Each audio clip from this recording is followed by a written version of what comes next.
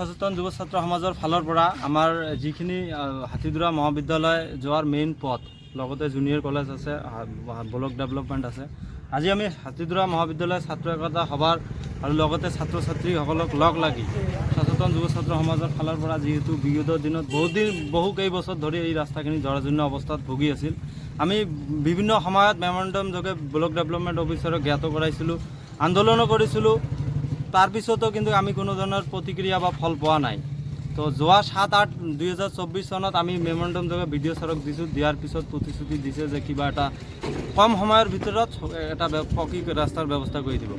আমি আজি দেখা পাইছোঁ এই অঞ্চলৰ বিভিন্ন ৰাজনৈতিক দলৰ নেতা পালি নেতা আছে, তেখেতসকলে ইমান এটা মেইন পথ যিখিনি পথেৰে আজি দৈনন্দিন হাজাৰৰো অধিক ছাত্ৰ ছাত্ৰী যোৱা আহে কৰিব লগা হয়, কোনো ধৰণৰ গুৰুত্ব নাই।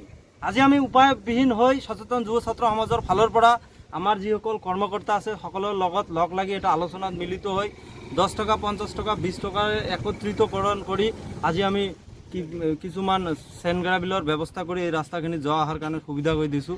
আৰু আমাৰ কথা হৈছে স্পষ্ট, এই অঞ্চলত বিভিন্ন সময়ত আমি দেখা পাইছোঁ ৰাস্তা ঘাটৰ সমস্যা, হস্পিটেলৰ সমস্যা। এই অঞ্চলত ছাত্ৰ ছাত্ৰী আমাৰ খুব নিয়াৰেষ্টত শংকৰাজান স্কুল আছে, তাত মিনিমাম 600ৰো অধিক সৰু সৰু কণ ল'ৰা ছোৱালী স্কুল যাব লগা হয়। কিন্তু তাৰ সন্মুখৰ যিখিনি পথ সেই পথখিনিৰো কিন্তু আজি বিগত বহুত সময় ধৰি আমি বেয়া অৱস্থাত পাইছোঁ।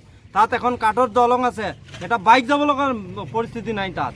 তো আজি আমি অসম চৰকাৰৰ যিটো আমাৰ ৰুৰাল ডেভেলপমেণ্ট মুখ্যমন্ত্ৰী আছে তেখেতক আমি আহ্বান জনাইছোঁ, হাতীদুৰা ব্লক ডেভেলপমেণ্টৰ অন্তৰ্গত যিমানবোৰ ৰাস্তা আছে আপোনালোকে অলপ আওকাণ দিয়ক, আপোনালোকে ডেভেলপমেণ্টৰ কাম কৰক। আৰু এই অঞ্চলৰ যিসকল নেতা পালি নেতা আছে আমি তেখেতসকলক আহ্বান জনাইছোঁ, আপোনালোকে ৰাইজৰ হৈ কাম কৰক, নহ'লে কিন্তু ৰাইজে অনাগত দিনত আপোনাক জবাব দিয়াৰ কাৰণে প্ৰস্তুত আছে। আৰু অনাগত যি ছাত্ৰ একতা নিৰ্বাচন আছে আমি এই কাৰণে প্ৰস্তুতি যোজা চলাই আছোঁ। আমি এই হাতীদুৰা মহাবিদ্যালয়ৰ ডেভেলপমেণ্ট উন্নতি প্ৰগতিৰ স্বাৰ্থত আমি কাম কৰি আমাৰ এই অঞ্চলক আমি আগুৱাই লৈ যাম।